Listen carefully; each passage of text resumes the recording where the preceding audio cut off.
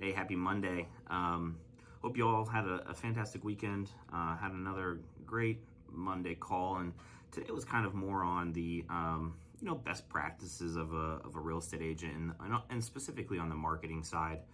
And we talked about appraisals. It's one of the things that I think every agent and every lender will tell you. It's one of the most unknown contingencies in our contract. And an agent had a situation today where the buyer, she was representing the seller, the buyer presented an offer with an unlimited appraisal gap coverage, meaning no matter what it appraised for, the buyer was going to bring the difference in cash. And I think both parties, the listing agent, the sellers, the buyer's agent, the buyers, thought that it was going to appraise at a higher amount, and they were comfortable doing that unlimited appraisal gap coverage. And the buyer put up $5,000 in non-refundable money, and the appraisal came back way low, and it actually was $10,000. It was actually $10,000 more than what the buyer even had.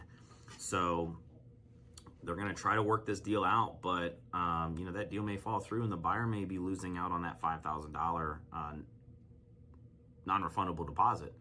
And it brought up a good point of if you're writing that stuff in, all parties have to be aware that that number could be anything. It doesn't matter what you think that the house should appraise at, or comps, or this or that. It's the one thing in our business when you're talking about appraisals and appraisers is, it's one person's opinion of the value. You can get 10 different appraisers out there, and you're going to get 10 different values. And as a listing agent, I think best practice to protect your seller is to ask for a higher non-refundable deposit, just in case you get to this point where it's a week before closing and the deal may be falling through and you got to put it back on the market and all of those things. And that higher non-refundable deposit may make the buyer second guess whether or not they want an unlimited appraisal gap coverage, because like I said, that number could be $50,000, it could be $20,000, it could be $75,000. And as the buyer's agent, you have to fully explain to your buyer exactly what they're walking into. Make sure you're in communication with the buyer's lender, that they have the funds, that they fully understand. Because if you're not educating your client the right way, that unlimited appraisal gap could take everything that they have in their account, depending on their situation, right? Some people may only have 40 grand, some people may have 100.